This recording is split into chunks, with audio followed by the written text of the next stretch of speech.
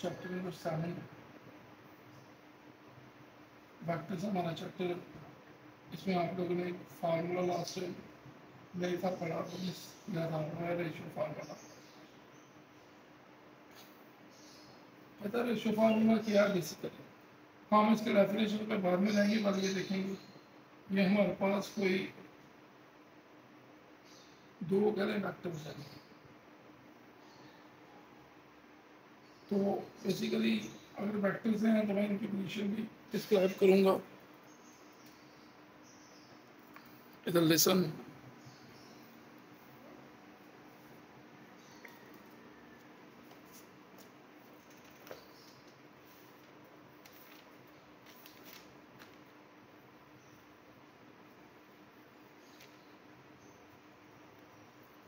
Basically एक हमारे पास ये वेक्टर है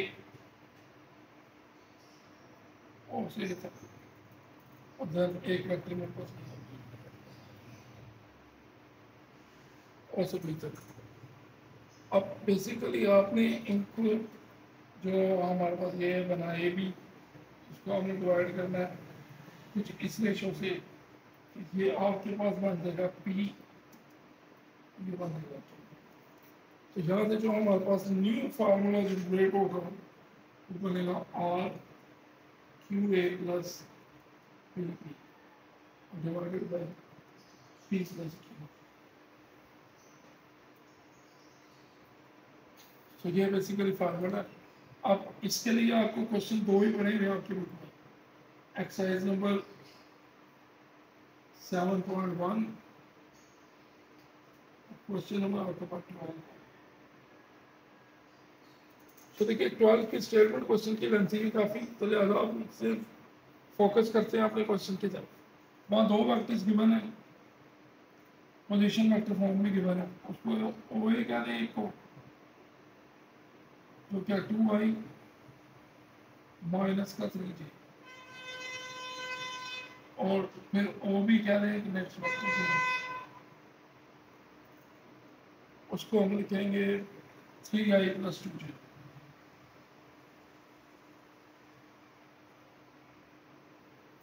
तो ये डिवाइड किए गए हैं, कुछ रेशोस ने दी गई है, P ratio Q equal 4 ratio. So question simple है वेरी। आपके पास आपने अकॉर्डिंग टू अपने फार्मूला में ये, अगर ये ओ है तो इसको मैं स्मॉल ए कह देता हूँ, वाई माइनस 3। सिमिलरली इसको मैं स्मॉल बी कह देता हूँ, 3i प्लस 2j। सो अब आप लोगों ने क्या करना है, इसका बेसिकली रेशियो फार्मूले की मदद से पोजीशन वेक्टर फाइंड करना है। ये क्या बेसिकली, ये एक पोजीशन वेक्टर है।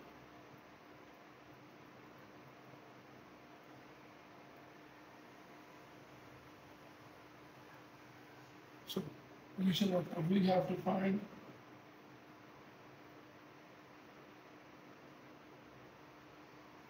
position vector। अगर रेशियो फार्मूला लगाएंगे तो आर का करना है, आर हम लोगों ने फाइंड करना है। So we know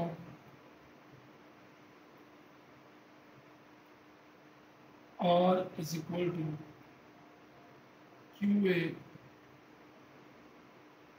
plus PB divided by P plus Q। That's equation number 1।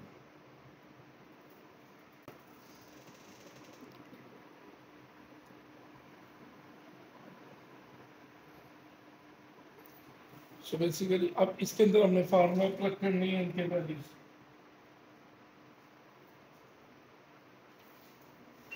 So next इससे आगे चलेंगे। R is equal to Q की वैल्यू मेरे पास क्या है भाई, ये 3, देखें ये 3, और P की वैल्यू क्या है 4। सो 3 इंटू आप लगा देंगे 2i minus 3j plus 4 into 3i plus 2j divided by P plus Q यानी कि 4 plus 3 and R is equal to 3 to the 6i minus 9j plus 12i plus 8j divided by 7. R is equal to 6 plus 12 कितने हो गए 18i minus j divided by 7.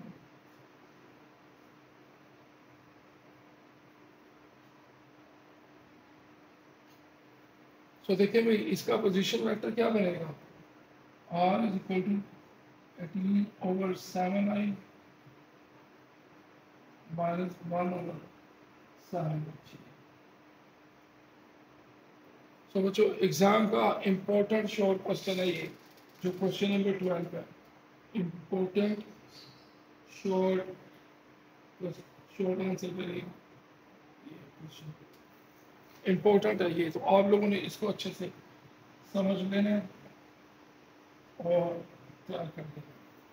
अच्छा इसका जो second part है वो आप लोगों ने कोशिश करनी है खुद ही हो जाए। अगर आपसे नहीं होगा तो देन फिर आप मुझे कॉन्टेक्ट करें तो मैं करवा दूँगा। उसकी मैं वैसे हिंट तो लिख देता हूँ। सेकंड पार्ट में जो आपके पास स्मॉल ए है वो है 5j ठीक हो गया। इसके बाद जो स्मॉल बी है आपके पास वो है 4i plus j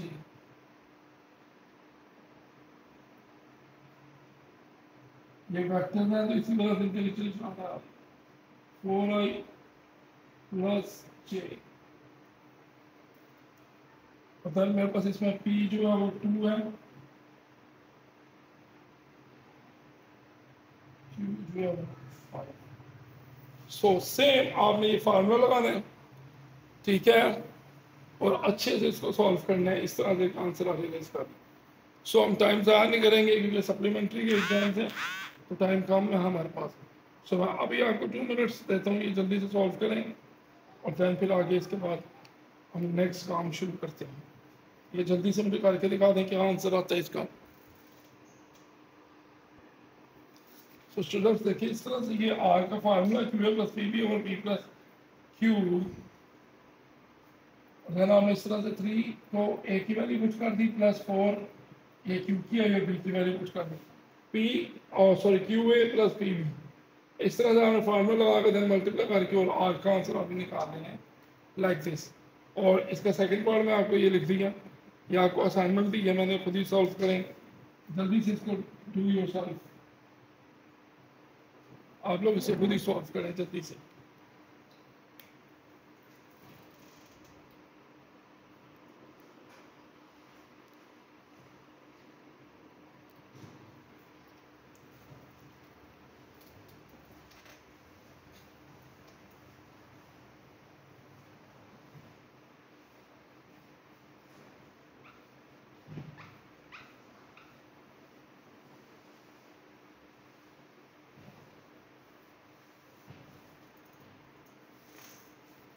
so next हमारे पास है 7.2 एक्सरसाइज। लास्ट टाइम इसके भी क्वेश्चन आपको दिए थे कुछ आपको कहा था फर्स्ट 6 इसके देखने हैं आप फर्स्ट 7 क्वेश्चन और इसमें जो 7 वाला था उसमें मैग्नीट्यूड गिवन था हमने यूनिट वेक्टर फाइंड करना था देन उसको उस मैग्नीट्यूड से मल्टीप्लाई कर देना था। सो इसके साथ आप क्वेश्चन नंबर 11 और 12 भी सिमिलर थे इसके। सो उम्मीद करते हैं इनमें कोई मसला नहीं आया होगा आपको। तो अब नेक्स्ट चल रहे हैं सबसे पहले आपको दो वेक्टर्स जो है वो बेसिकली अगर दो वेक्टर्स पैरेलल है तो पैरेलल वेक्टर्स क्या होते हैं परपेंडिकुलर क्या होते हैं parallel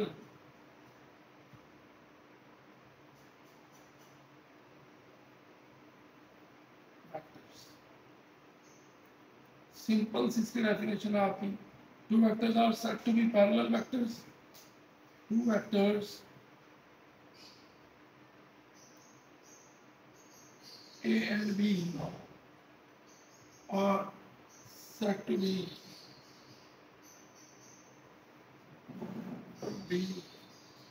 parallel vectors vectors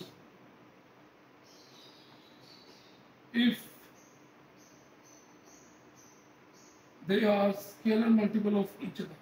They are scalar. अब स्केलर में लैम्डा वो कह देता हूँ multiple of each other. A is equal to lambda b. So A is equal to हमारे पास क्या आ गया lambda. तो ये तो हो गया पैरेलल वेक्टर की डेफिनेशन. और परपेंडिकुलर वेक्टर्स क्या होंगे? इसके बाद मैं नीचे बता देता हूँ just perpendicular vectors.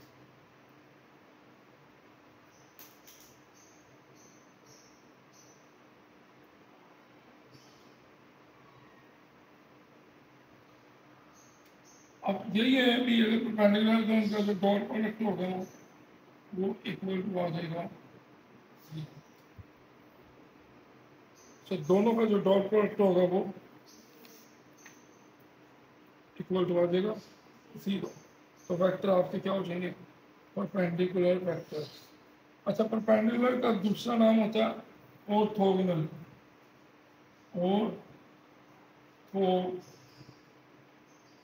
Orthogonal.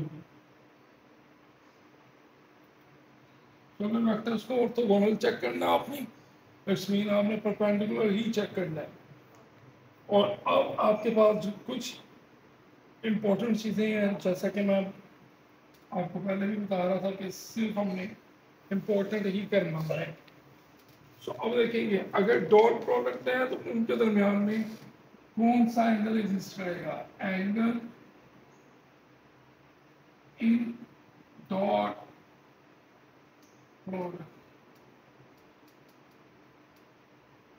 Of two vectors. पहले मैं आपको डॉट प्रोडक्ट में बता दूंगा देन फिर आपको क्रॉस प्रोडक्ट में बता दूंगा. तो हमारे पास यू डॉट वी आप बेसिकली वो थीटा एंगल है तो वो cos थीटा आएगा हमारे पास U dot V divided by you का मैग्नीट्यूड एंड वी का मैग्नीट्यूड. बच्चों ये डेफिनेशन मैंने लिखवा रहा क्योंकि इतना टाइम नहीं है हमारे पास कि हम डेफिनेशन लेके इसकी बैठ. इसी तरह एक आपने ये चीज़ याद कर लेनी है इसकी और एक आप लोगों ने ये याद कर लेनी है एंगल इन क्रॉस प्रोडक्ट. अगर क्रॉस प्रोडक्ट हो वेक्टर की उसमें एंगल क्या आएगा. क्रॉस प्रोडक्ट में क्या आएगा भाई sine theta equal to u cross v divided by you का मैग्नीट्यूड इनटू वी का मैग्नीट्यूड. इनके नीचे भी हम लाइन्स लगा लेंगे ज़्यादा कर सकते हैं. तो जब भी कभी स्टूडेंट डॉट प्रोडक्ट की बात आएगी तो आप लोगों का जो एंगल होगा वो कॉस होगा. और जब भी कभी क्रॉस प्रोडक्ट की बात आएगी तो आपने जो एंगल फाइंड करना होगा वो साइन होगा. तो आज क्वेश्चन करेंगे 7.3 एक्सरसाइज में से 7.3 एक्सरसाइज का क्वेश्चन नंबर 1 है जिसमें वो कहता है find the cosine angle between two vectors.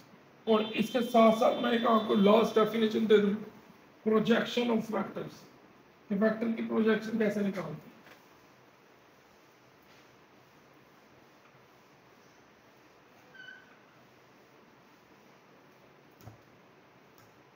तो देखिए प्रोजेक्शन इसका भी मैं डायरेक्ट फार्मूलाज की तरफ जाना है. Projection of vectors.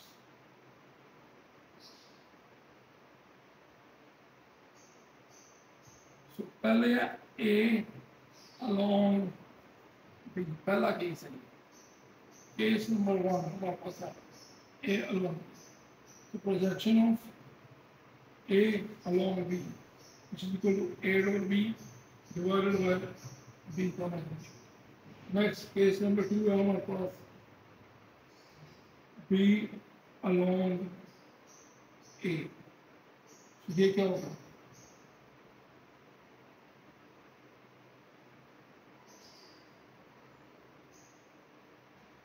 इसका फार्मूला है projection B along A dot B divided by A का मैग्नीट्यूड।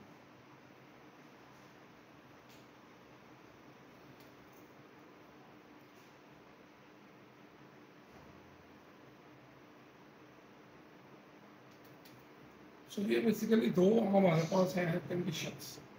उन दो कंडीशंस के बेस पे ही आप लोग प्रोजेक्शन फाइंड कर सकते हैं along A vector along B vector. So 7.3 में जो इम्पोर्टेंट क्वेश्चन है पेपर पॉइंट ऑफ व्यू से, question number 1, question number 2, question number 3, question number 4 also, question number 5, ये आपके पास जो है ना इम्पोर्टेंट शॉर्ट क्वेश्चन है, या क्वेश्चन नंबर 6 को भी कंसिडर करना, क्योंकि एक ट्रायंगल राइट एंगल कब होती है जब उसमें से कोई सी दो साइड परपेंडिकुलर हो जाए, तो वो इतना मुश्किल चीज़ नहीं है साइड्स को परपेंडिकुलर करना। आपने जस्ट उन दो साइड्स के जो ए या बी है उसके पोजीशन वेक्टर बनाने हैं और एक साइड बना देनी है ए बी, इसी तरह बी और सी को मिला के बी सी, देन उन दोनों का डॉट प्रोडक्ट लेना है। अगर तो आंसर आपका 0 आ जाता है तो वो दोनों परपेंडिकुलर है, और अगर परपेंडिकुलर है तो वो ऑर्थोगोनल है, अगर ऑर्थोगोनल है तो वो जो ट्रायंगल बनेगी वो राइट एंगल ट्रायंगल होगी। सो इस तरह से आपने ये बात सारी स्टोरी समझ के याद रखनी है। सो क्वेश्चन की तरफ आ रहा हूँ, क्वेश्चन नंबर 1 की तरफ, और कोस एंगल फाइंड करेंगे टू वेक्टर्स के दरमियान। तो question number 1 exercise number 7.3, question number 1 आप लोगों ने कोसाइन एंगल फाइंड करना है। कहता find the sine of the angle between u and b. तो इसका मैं फोर्थ पार्ट कर लूँ, हमारे पास यू है 2 - 3 1, और हमारे पास हमें लगे हुए हैं, और बी वेक्टर है हमारे पास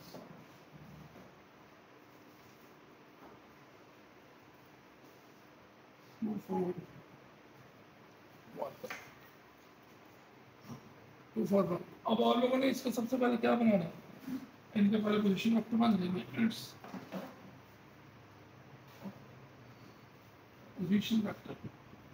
इसका पोजीशन वेक्टर क्या बनेगा, सिंपल इसको यू ही लिख लें आप, 2i - 3j + a। सिमिलरली नीचे वाले का क्या बनेगा, b का 2i + 4j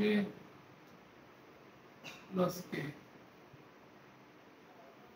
आपने कोसाइन एंगल फाइंड करना है, वी हैव टू फाइंड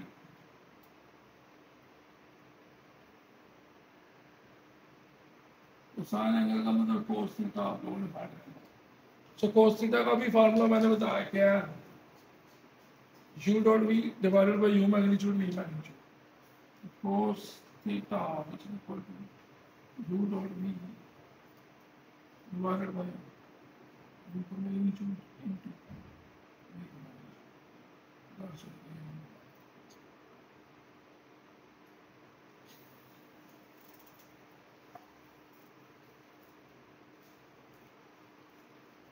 सो ये मैं इस कर रहा हूँ,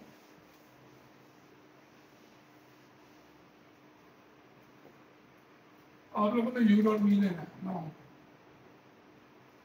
u डॉट v इधर आप v की वैल्यू लिख दो 2i - 3j + a dot 2i + 4j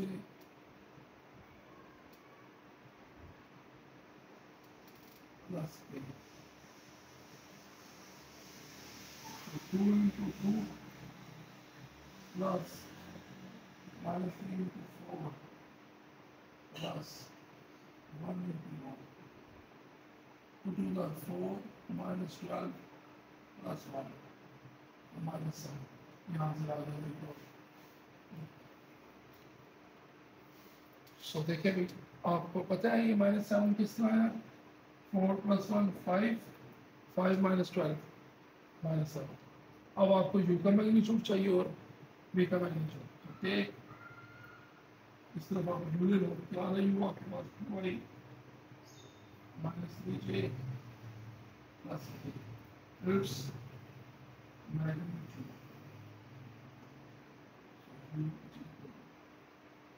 square plus -3 का स्क्वायर प्लस 1 का स्क्वायर।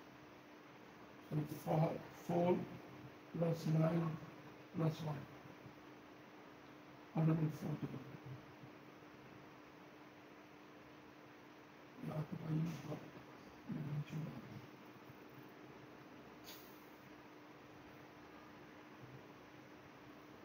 अब आपको वी का मैग्नीट्यूड चाहिए, तो यहाँ पर ले लेंगे = 2y + 4j + its magnitude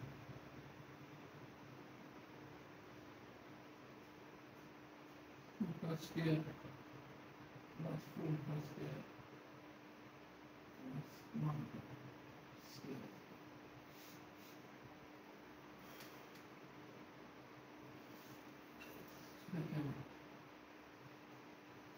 ये हमारी मैग्नीट्यूड 4 + 16 + 1 मैग्नीट्यूड 7। सॉफ्ट जस्ट आपने क्लियर करना है इस इक्वेशन को और इसमें पुट कर देंगे हमें वैल्यूज। ये मैं रेस कर लूँ यहाँ से।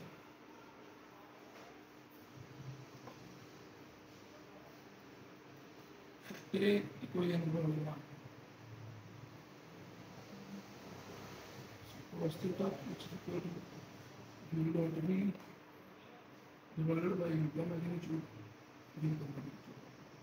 So cos theta which is equal to -7 divided by 114 into 7।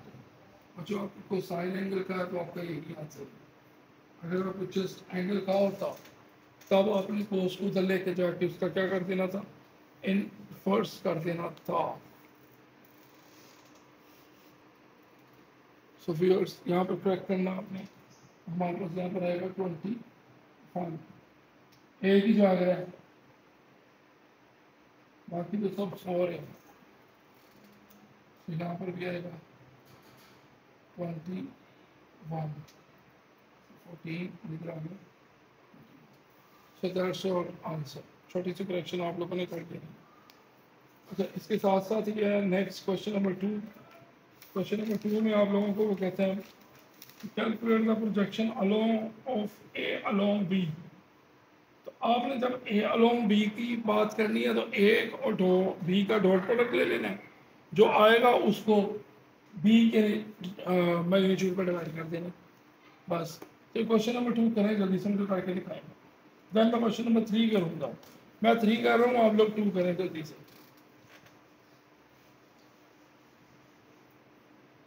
Press कर दूँ।